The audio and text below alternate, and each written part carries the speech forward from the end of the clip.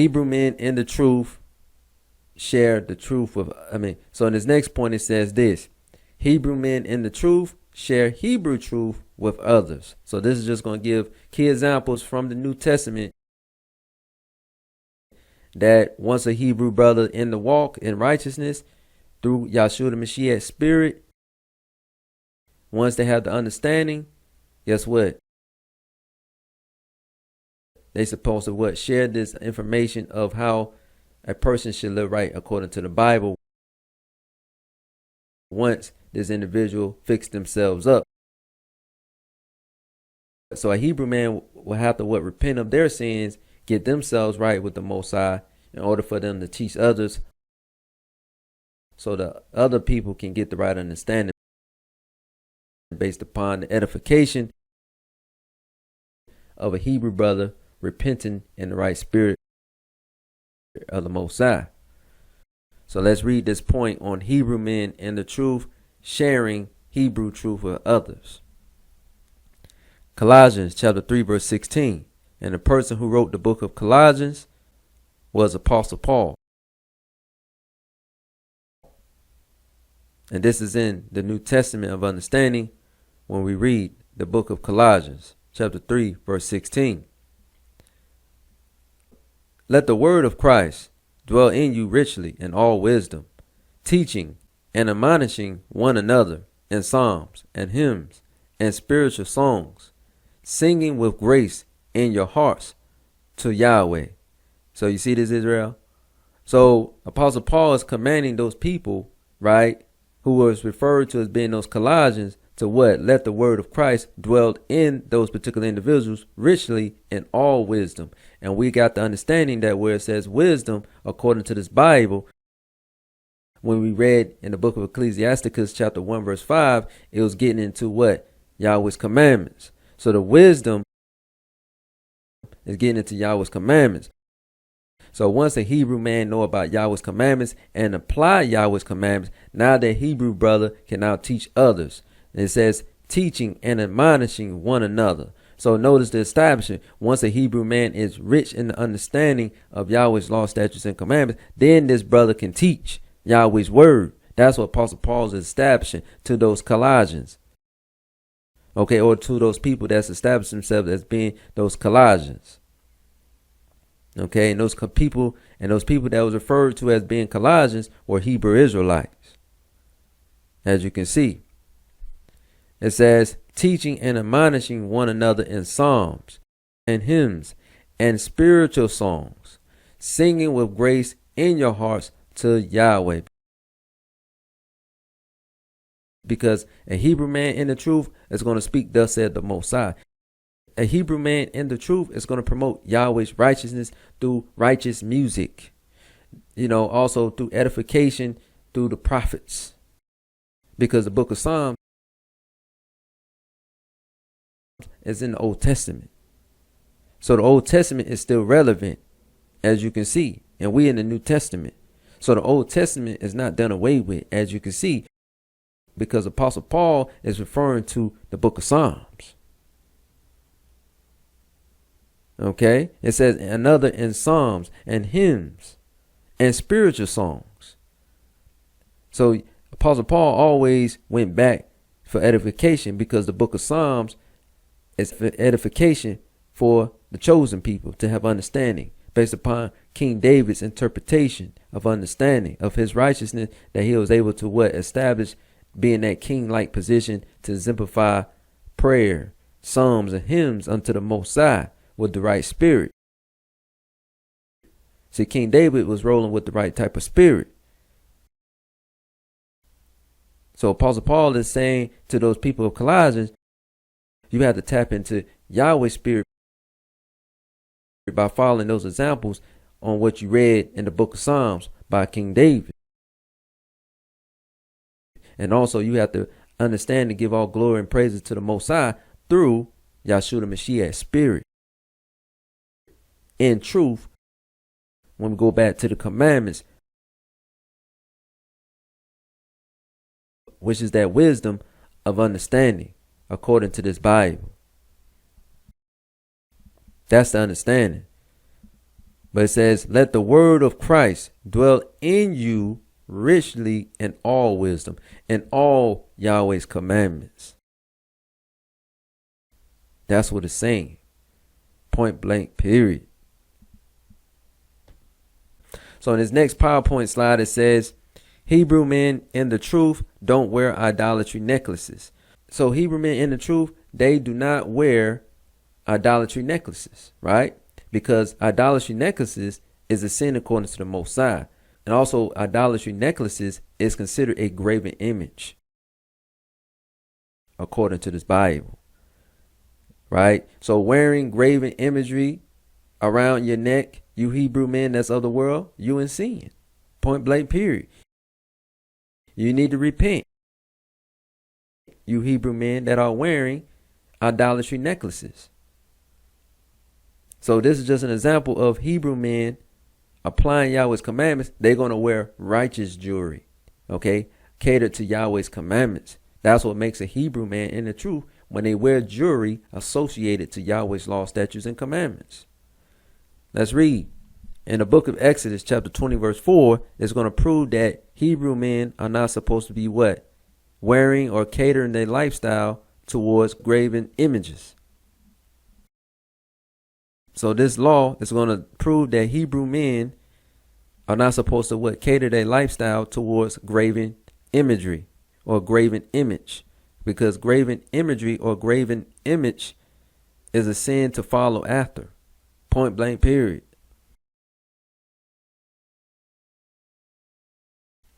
Exodus chapter 20, verse 4. And this is part of Yahweh's commandments. Exodus chapter 20, verse 4. Thou shalt not make unto thee any graven image, or any likeness of anything that is in heaven above, or that is in the earth beneath, or that is in the water under the earth. So it's going to establish what makes a graven image to be established in the earth. It's going to give the understanding when we keep on reading. So when we keep on reading, it's going to establish this understanding, specifically what makes a graven image to be a graven image. Okay, when we get past this understanding. And this is why it has a colon right here to establish the explanation point, getting into what is considered a graven image. Not necessarily just imagery in art, but it's going to establish after this colon what an actual graven image is. Okay. So when we get to this next point, it says Hebrew men in the truth don't wear idolatry necklaces. So this is going to be a continuation in the understanding. So we're going to go to the book of Exodus chapter 20 verse 5, since we already read the book of Exodus chapter 20 verse 4. So now this is the book of Exodus chapter 20 verse 5 on the establishment of graven image. What makes a graven image to be a graven image? Let's read Exodus chapter 20 verse 5. Thou shalt not bow down thyself to them, nor serve them, for I, Yahweh, thy Elohim, am a jealous Elohim, visiting the iniquity of the fathers upon the children unto the third and fourth generations of them that hate me. So you see this, Israel? So the establishment of a graven imagery or a graven image is going into what? When something is a form of worshiping. That's what makes it a graven image. Because plenty of people have different art, right? But it's certain type of art or a certain type of graven imagery or a certain type of designs that people create on earth that are used to be a form of worshiping these particular objects. Just like when you go to these religion practices have graven imagery involved with these religion practices, because you see the people bowing down, praying to these idol statues or praying to these things that was made up by man. Okay, as far as a design to be a form of worship in these religion practices. That's what makes it a what? Idolatry practice. That's what makes it a graven image, because it's a form of worshiping those particular things, which the Bible is against. So this right here, an example in this particular picture, This is a picture of a lion with a crown on top of his head, right? This is not considered a graven image because this image goes back to what? The symbol of the tribe of Judah. See, the tribe of Judah is in the Bible. The tribe of Judah symbol was the lion, right? The lion. The tribe of Judah was the top tribe of the whole house of Israel. Okay, all 12 tribes. The top tribe was the tribe of Judah. And this is what the symbol of the king on the lion is getting into, which also is going back to Christ, because Christ is the King and King, Lord and Lords. And Yahshua Mashiach, the Black Messiah, he comes out of the tribe of Judah, which makes him the King of the Jews. Okay? Because again, Judah is the top tribe of the 12 tribes of Israel. Point blank, period. So this symbol or this imagery is not considered a graven image, even though it's a particular lion that was created by Yahweh to be a lion on earth, but this is a cater to the promotion of the tribe of Judah necklace. Okay, this is what Hebrew men in the truth wear.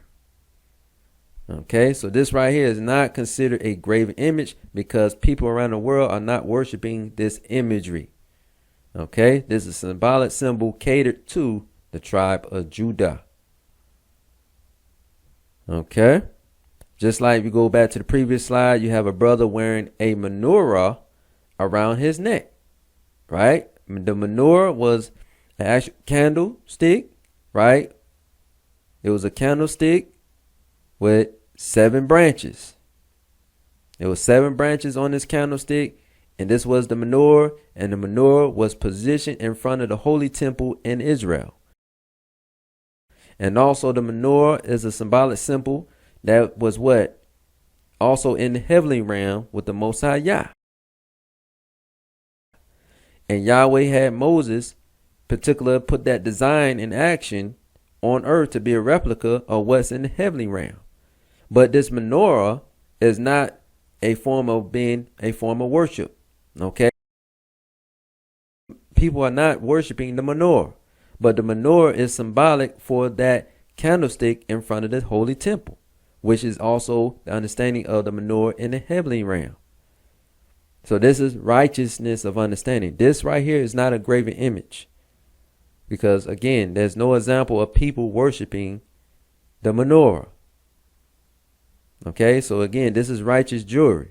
So this is what Hebrew men in the truth are going to wear. They're going to rock the menorah, which is catered to what? Yahweh's holy temple of understanding. As you can see, Hebrew men in the truth going to rock their tribe. They're going to rep their tribe, whether they're from the tribe of Judah or another tribe out of the 12 tribes of Israel. Hebrew men are going to rock righteous jewelry. So in this next point, it says righteous jewelry for necklaces examples. So this is just further examples of righteous jewelry that Hebrew men in the truth are going to wear. Considering what tribe they come from, they're going to rep their tribe. Or they're going to rep something catered to Yahweh's commandments. So when we go to this point right here, it says tribe of Issachar necklace. So we have a tribe of Issachar necklace, right, with the medallion Issachar, right? This is righteous jewelry. This is not a graven image, okay, because nobody's out here worshiping a donkey that says Issachar, or they're not worshiping this understanding. This understanding is not going back to a religion practice. This is going back to a Hebrew man in the truth, catering to what? Honoring or repping his tribe. If a Hebrew brother coming from the tribe of Issachar, which are the so-called Mexicans of today. Okay, so the so-called Mexicans can rep a symbol just like this catered to their tribe, as you can see. Also, to the right, this is an ephod necklace, right? An ephod necklace is getting into the 12 stones catered to the 12 tribes of Israel, which the Hebrew understanding is getting to the Levitical priest, or the Levitical high priest used to wear these 12 stones catered to the 12 tribes of Israel. So this is not a form of worshiping stones. Okay, so don't get this confused with witchcraft and sorcery. Okay, they are worshiping crystals and cater to spirits and stuff like that. That's that understanding. But this right here, when you get into these 12 stones of the ephod, right, the breastplate, this is getting into the 12 stones catered to the 12 tribes of Israel. So again, the ephod is in the commandments of the Most High. Okay, so this is righteous jewelry that Hebrew men are going to wear, catered to their nationality according to the 12 tribes of Israel, or the promotion of Yahweh's commandments, or the inheritance or the heritage of the Israelites. So when you promote the culture of the Hebrew Israelites, you are in righteousness, you Hebrew Israelites. Point blank, period. So we're going to get to the ephod verse example in the Bible to get understanding that the word ephod, or the example of an ephod, is in the commandments of the Most High. When you go to the book of Exodus chapter 28 verse 4, it's going to give the example of the ephod, which is going to those 12 stones that the Levitical high priest had to wear, when it was catered towards being that priest, okay, for the children of Israel. Exodus chapter 28 verse 4. And these are the garments which they shall make: a breastplate, and an ephod, and a robe, and a broidered coat, a mitre, and a girdle. And they shall make holy garments for Aaron thy brother and his sons, that he may minister unto me in the priest's office. So you see this, Israel? So the ephod is in the commandments. Okay? The breastplate. Okay, the ephod, which is those 12 stones. Okay, which was positioned on the priest's robe. This is just an example. Okay, and this was a commandment given to the men. So the men are supposed to be wearing these 12 stones. Okay, this is a commandment given to men, because the men in this understanding going to the priests.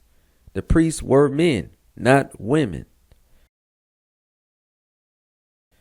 Okay, it says Aaron thy brother, because Moses' brother was Aaron. It says Aaron thy brother and his sons. So Aaron and his sons were commanded to wear the ephod, the breastplate of these 12 stones, on their robes. As you can see, the understanding. And these were the examples of the holy garments that the priests wore. And of course, this is for the Levite priests. That's what it's saying when it says priest office. That's going to the Levitical priesthood. Okay. And this is in the book of Exodus chapter 28 verse 4. And this is just an example of the ephod breastplate in the book of Exodus chapter 28 verse 4. So the next point says ephod verse example in the Bible continued. So the book of Exodus chapter 28 verse 21 is going to establish further understanding about these stones. That these stones were catered to the 12 tribes of Israel. And these stones were not catered to no idolatry practices. So this ephod breastplate has no caterance to graven imagery. Okay, it has no cadence to being a graven image. Okay, the ephod breastplate is catered to righteousness. Exodus chapter 28 verse 21. And the stones shall be with the names of the children of Israel, 12, according to their names, like the engravings of a signet. Every one with his name shall they be, according to the 12 tribes. Whoa, wait a minute. You see this, Israel? So again, these 12 stones are not catered to what? A graven image. These 12 stones are catered to who? The 12 tribes of Israel. Point blank, period. So it's righteous to rep these 12 tribes because it's catered to this Holy Bible. These stones are not catered to a religion practice of the Gentile nations. These 12 stones is catered to Yahweh's chosen people, who are the 12 tribes of Israel. So it's righteous, you Hebrew Israelite men, right, to wear this priestly ornament, which is going to the ephod breastplate, which, of course, in today's time, you can have it worn as a necklace, or most people may wear it as a ring. They have sometimes ephod rings that you can wear around your finger. But it's just an example of righteous jewelry Hebrew men can wear. Okay, because it goes back to Yahweh's commandments. Because you're repping your Hebrew culture. So the next point is we're going to go to these religion jewelry that's not catered to the Hebrew culture. Okay, this is what makes those religion jewelry to be idolatry. And it basically makes them to be what? A graven image. Because those religious jewelry is catered to what? A religion practice, not a Hebrew culture. But these jewelry right here cater to the Hebrew culture, as you can see. In the book of Exodus chapter 28 verse 21 proves this understanding that the ephod breastplate is catered to the 12 tribes of Israel and not a religion. So in this point, we're going to establish the jewelry of the religions not catered to Yahweh's commandments. And it's not catered to this Hebrew understanding, but catered to graven image, which goes into idolatry.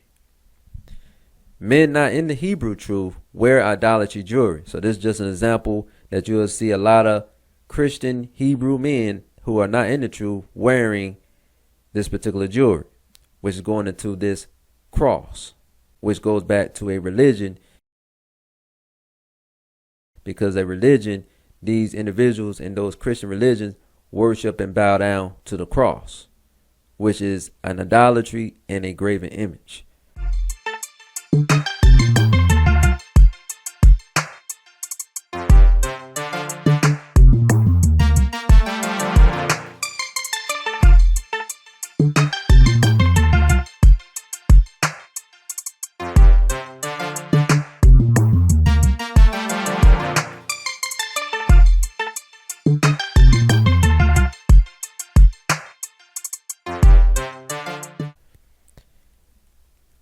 Habakkuk chapter 2 verse 18 is going to prove that understanding of the forms of graven imagery that go back to idolatry practices that Yahweh does not permit. Habakkuk was a prophet of the Most High. So we're going to go to Habakkuk chapter 2 verse 18, and Habakkuk was a prophet of the Most High found in the Old Testament of understanding. Habakkuk chapter 2 verse 18. What profiteth the graven image, that the maker thereof have graven it, the molten image, and a teacher of lies, that the maker of his work trusteth therein, to make dumb idols. So you see this, Israel? So again, the graven image. This is an example of a graven image, which is this cross. Because we have a lot of Hebrew men of the world wearing this cross of understanding, believing that it's going to save them. And with this particular cross right here came with death and persecution of the Christianity faith. Okay, because the Christianity faith was pushed heavily by the so-called white man to force the natives, Hispanics, and black people, right, of today to do what? To convert over to being a Christian. But it came through bloodshed. And also with this imagery, with this cross, is it pushing a what? A false imagery of the Messiah. Because with this imagery, it goes back to that white Jesus. And there's no such thing as white Jesus. White Jesus is a lie. And this cross goes back to white Jesus philosophy, which makes it what? A teacher of lies, which makes it a graven image, a molten image, that the maker of his work trusted therein, because the maker of this work trusted in this imagery as being a salvation mechanism, but in actuality it's a form of persecution mechanism to make dumb idols. This is a dumb idol, because many Hebrew men of the world are wearing this. Many Hebrew women of the world are wearing this, thinking that this is going to be their salvation. Yahweh does not honor this particular jewelry because it's catered to religion. It's catered to persecution. It's catered to persecuting the black Messiah on that cross. It's catered to persecuting other Hebrew Israelites on that cross when the Roman Empire was in rulership. This imagery has nothing in association to do with this Bible and righteousness. So our people have put trust in a religion practice that which is going into their Christian faith, because they put their trust in this idol as being a salvation. This idol is not going to give you salvation, you Hebrew Israelite men and women. This imagery is going to give you damnation, because Yahweh never commanded his people to wear crosses around their neck. This is a religion institution pushing that madness to wear crosses around the individual neck.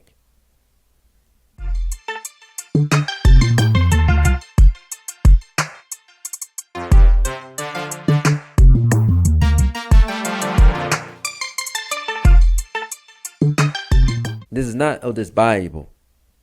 Yahweh is not commanding his children to put persecution around their neck.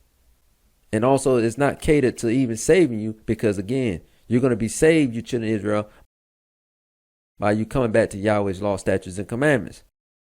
You're not going to be saved because you got a tattoo of a cross on your back. You're not going to be saved, you Hebrew Israelites, because you got a cross around your neck. Salvation doesn't come from that. Salvation comes from what? You having a good heart, catered to Yahweh's law, statutes, and commandments. And we already saw the examples of righteous jewelry that a Hebrew man or a Hebrew woman can wear, which is something catered to the Hebrew culture. And the Hebrew culture is not wearing graven imagery. The Hebrew culture is not catering to religion practices. Hebrew culture is all about Yahweh's commandments, the promotion of Yahweh's word, the promotion of Yahweh's commandments. That's the Hebrew culture, not a religious institution. So this next slide says, men not in the Hebrew truth wear idolatry jewelry continue. So again, it's a continuation in the understanding of what a graven imagery is, or basically what an idolatry jewelry is catered to. Habakkuk chapter 2 verse 19. Woe unto him that saith to the wood, awake, to the dumb stone, arise, it shall teach. Behold, it is laid over with gold and silver, and there is no breath added, and there is no breath added all in the midst of it. Whoa, whoa, whoa, wait a minute. You see this, you children of Israel? So Yahweh, through the spirit of Habakkuk, says this. Woe unto him that saith to the wood. It says, destruction unto him that saith to the wood, awake, to the dumb stone, arise, it shall teach. So Yahweh put in his word, you're going to get destruction by you catering to these idols that's made out of gold and silver. You're going to get destruction if you worshiping these stones, like them people in Islam worshiping that Kaaba stone.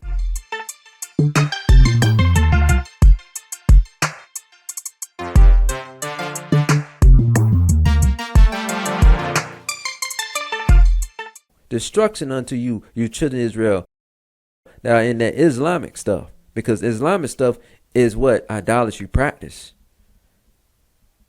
Right? The people in Islam circle that stone 3, 4, 5 times, right? Praying to it, kissing it. That's wickedness. So destruction unto you Hebrew Israelites that want to follow that practice. That's not of God. That's a religion practice. Because Yahweh never gave a commandment for the Hebrew Israelites to worship a stone. And also it says, woe unto him, meaning when it says the word woe, that's going into destruction. Destruction unto him that said to the wood. Because many people go to the Christian church bowing down to that wooden cross. That's considered evil according to the Most High. That's a sin, which is idolatry. That is what makes it a graven image. When these individuals are catering to these idol practices, which is all lies. Arise, it shall teach. Behold, it is laid over with gold and silver. Because you have in these idolatry practices, these individuals are putting these idols up as gold and silver, right? Just like in this example right here, you have a white Jesus piece, right, around this brother's neck. That's considered a graven image because, like I said before, Christ was never a so-called white man. Yahshua Mashiach, the black Messiah, was not a Caucasian man. Yahshua Mashiach was a black man. Point blank, period. He would be today what is considered a so-called black man. Okay, so a Hebrew man that's not in the truth, right, who are wearing the Jesus piece, whether it's gold or silver, you're in the midst of sin. And you need to repent. You Hebrew men of the world that are still wearing the white Jesus piece, whether it's silver or gold. You in the midst of sin and you have a graven image around your neck. You in some serious sin. And according to this Bible, it says, woe unto him that saith to the wood, awake, to the dumb stone, arise, it shall teach. Behold, it is laid over with gold and silver, and there is no breath at all in the midst of it, because there's no breath in these things. There's no life in these idols, because it's made by man. But these individuals in these religion practices, whether they're worshiping the Kaaba stone, whether they're worshiping the cross, whether they wear the cross around their neck, or whether they wear this white Jesus piece around their neck, they catering these idol jewelry or they catering to these idol practices as if there's life in these things. There's no life in idols because it's made up by man. So you Hebrew Israelite men who are of the world, you need to repent if you're battling these type of spirits, if you're catering to holding on to these idolatry practices. You need to repent now before World War III start, and also before Yahshua the Mashiach, the Black Messiah, make his second coming to the earth. Because destruction is coming to individuals that's wearing these idolatry jewelry. That's why I did this particular example on men not in the Hebrew truth wear idolatry jewelry. And this is a serious sin according to the Most High. So this next point, it says, men not in the Hebrew truth wear idolatry jewelry continue. So we're going to do a continuation in the understanding, but it's basically saying the same thing with the verse in the book of Habakkuk, chapter 2, verse 19. Woe unto him that saith to the wood, awake, to the dumb stone, arise, and it shall teach. Behold, it is laid over with gold and silver, and there is no breath at all in the midst of it. Because again, these idols have no breath in it. So in this particular picture, you have a man that's not in the truth wearing what appears to be an Egyptian ankh. And the Egyptian ankh has no life in it. But in Egypt time, the Egyptians used to wear this piece around their neck, or they used to carry it with them, or they used to tattoo this symbol on their body to cater to an essence of spirituality. Okay? They was trying to bring life with this symbol. Okay? But this symbol is all lies and evil. Okay, and it's a religion practice that the Egyptians were doing. The children of Israel commanded not to follow the ways of the Egyptians. So Hebrew men that's not in the truth are catering to wearing this particular idol around their neck, which is considered a graven image, because in ancient Egypt time, the Egyptians used to worship this idol. Okay, they used to wear this understanding around their neck. They used to wear this and put this on their clothing.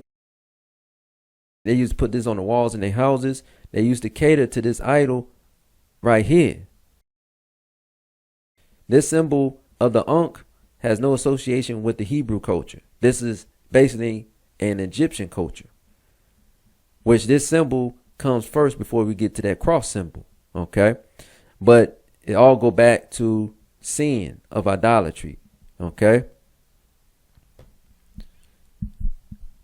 so we're going to prove in this next point that it was a commandment not to follow the Egyptian ways. So this point says a commandment not to follow the Egyptian ways. This is the book of Leviticus chapter 18 verse 3. This is in the Mosaic laws of understanding in the Old Testament, written by Moses. Leviticus chapter 18 verse 3. After the doings of the land of Egypt, wherein ye dwelt, shall ye not do, and after the doings of the land of Canaan, whither I bring you, shall ye not do, neither shall ye walk in their ordinances. So again, Yahweh gave a commandment for the children of Israel once they got free out of Egypt, right? From being a slave from Egypt. Once Yahweh redeemed the Israelites from the land of Egypt to now be free, guess what? Yahweh commanded the Israelites not to follow the ways of the Egyptians. Yahweh also commanded the Israelites, once they removed the Canaanites from the land of Canaan, to establish the children of Israel to being what? The holy people in the land of Israel, to replace those people that was referred to as being the Canaanites in the land of Canaan. Once the Israelites was supposed to remove those Canaanites from the land of Israel, right? Guess what? Those Israelites were not supposed to follow the ways of the Canaanites, because the Israelites were supposed to follow the ways of Yahweh's commandments. So that's the understanding. As Hebrew men in the truth, we supposed to be following Yahweh's law, statutes, and commandments.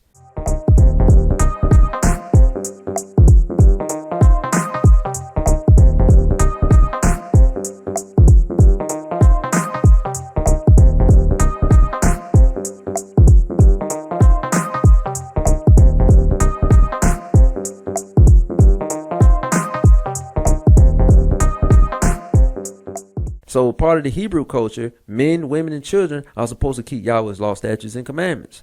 But in this conversation, we're concerning about the Hebrew men not following the ways of the Egyptians. We're concerning the Hebrew men not following the ways of these Gentile nations, because the Gentile nations outside of the children of Israel follow what? Idolatry practice.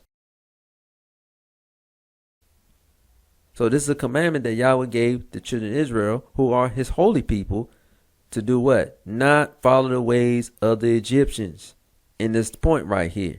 And also not to follow the ways of the Canaanites, which was another form of Hamitic people, or the so-called African people. Okay? That's the understanding.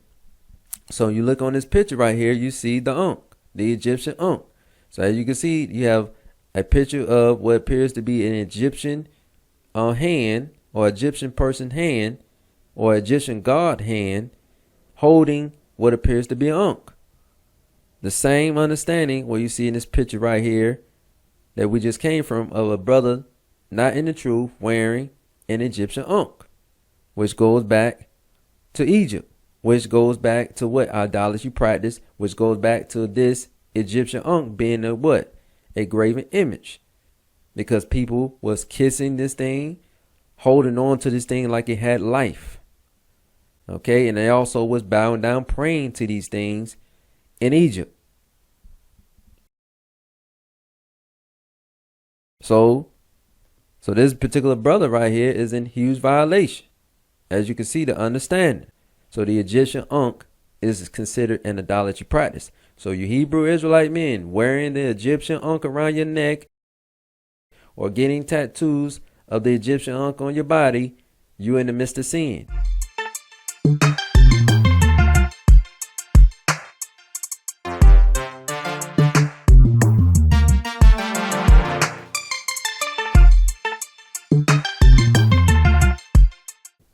need to repent now. Okay, so this is a warning to you Hebrew Israelite men wearing the Egyptian ankh. You need to repent. You in the midst of sin wearing this type of jewelry. And also you in the midst of sin, you Hebrew men wearing the white Jesus piece and also wearing that Christian cross around your neck. You Hebrew men wearing the Christian cross around your neck or that white Jesus piece, you in the midst of sin. And you need to repent now, so you can walk in the good light of the Most High. Because in Habakkuk chapter 2 verse 19, it says, destruction unto him that saith to the wood, or saith to these idols, that this is your salvation. Yahweh has a judgment day for you individuals that's wearing these idolatry jewelry. And the book of Habakkuk chapter 2 verse 19 proves this understanding. Because they make these graven idols, religion practices idols in gold or silver, which is catered to evil. And it's not catered to the Hebrew culture. That's what makes it evil. Okay, this right here is catered to evil because it has nothing to do with the Hebrew culture. So you Hebrew Israelite men, to walk in truth, you must keep the Hebrew culture. Okay, so that's the understanding of this particular lesson of biblical masculinity according to the Bible, part 2. Okay, that's the understanding. So stay tuned, Israel, for more parts to this particular series on biblical masculinity according to the Bible. Okay, so you Hebrew Israelite men, if you're battling these religion practices, repent, and also, you Hebrew brothers putting on that righteousness example, catering to Yahweh's law, statutes, and commandments in your day-by-day walk. Continue on your journey, because we almost at the finish line. We almost at the end where you about to hear that news announcement about World War III. Okay, you about to hear that news announcement soon. So stay in the right spirit, you Hebrew men walking in truth, and you Hebrew men of the world. Your days are numbered. So hopefully you repent, you Hebrew men of the world, to get right with the Most High before the day of judgment comes to the earth.